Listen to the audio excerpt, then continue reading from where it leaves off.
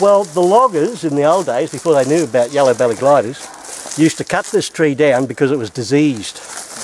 They thought that all these cuts and the sap weeping out of it was signs of a disease, borer infestation, something similar. Well, it's some sort of infestation, isn't it? Spider infestation.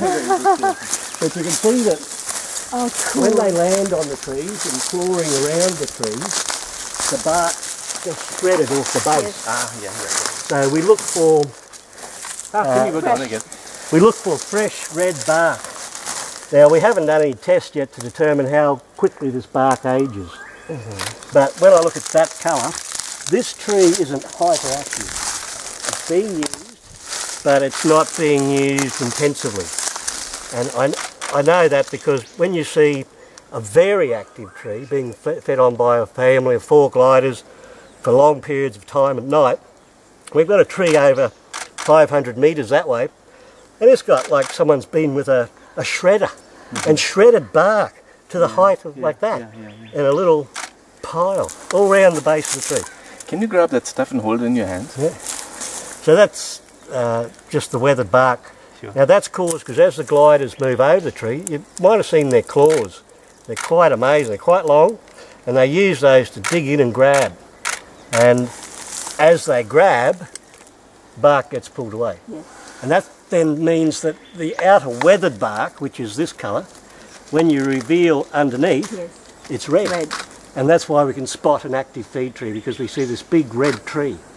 And then hopefully we see birds coming and going. But the other way we can tell if it's active is we usually look for a presence of insects at the cuts. So with John Winter, he has devised a rating scale for cuts. We've got stage 1, which is sap coming out, birds feeding, ants there, it's active. We go to 1B, where it's just going off, they haven't been using it for a little while. Stage 2 is when we get that kino, the red gum. And kino is like the tree's defence mechanism. It's got a wound, and the same as we cut ourselves, the blood will clot. We'll get a scab eventually. So that kino is like the clot, and then we'll go to a stage 3 cut where you can see pale pink or white scar tissue in the incision that the gliders have made, and that means that cut hasn't been used for some time.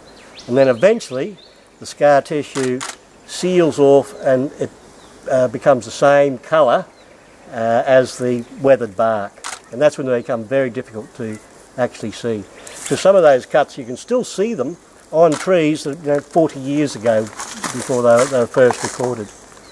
But we use that basically just so that we can work out where are the gliders feeding. Because we find these trees to map habitat, but we also come and spotlight on them as part of our population monitoring. We're trying to do a census based on research done in 1990 down at Nichiga, which is south of Ravenshoe. The Queensland Electricity Commission wanted to build a hydro dam, extend the Tully Mill Stream Dam. And so for a year there they spent a lot of money and did a lot of research, and they came up with a formula so you could have a calculated way of saying, okay, population density, multiply it by the area of habitat, suitable habitat, take away 20%, and that's how many gliders should be there. When we apply that to the area here, because we know the area of suitable habitat, we do that calculation, we should have 80 gliders here. Unfortunately we can only find 13, and that's after this year we've only been able to find 13. That's after the previous 2 years of surveys and mapping, so we are getting reasonably close to finishing our surveys in this area, so it's a real concern that glider numbers seem to be diminishing. The logs that John Winter did from 1993 to 2003 in an area we'll have a bit of a look at called Sawmill Gully, it was common to see 5 gliders on a tree of a night, and also to see feathertail gliders and sugar gliders in abundance. And this year we have seen no yellow-bellied gliders in Sawmill Gully at all, and we're concerned, we're baffled, we're mystified. What does it signify? We don't believe that we've got a feral cat problem in the sense, are the cats preying on gliders? We know there's feral cats here. I've got an infrared camera photo of a cat 2 metres up a tree trying to get a glider. But the infrared camera also shows that 1 hour before that cat appeared, the yellow-bellies all disappeared. and they didn't come back for an hour after the cat went out of the frame. The sugar gliders were still on the tree up till 10 minutes before the cat appeared, and they returned 10 minutes after. So I think in terms of gliders, the yellow belly is pretty cautious, and they are alert. We haven't seen any signs of, we've only found one dead glider, seemed to die of natural causes. Even its carcass hadn't been preyed upon. So I don't think cats are our main worry, but what is causing this decline at places like Sawmill Gully? Have the gliders moved on, disappeared? Because they are territorial, they stay in a home range, depending on how good the country is, that's between 10 and 30 hectares.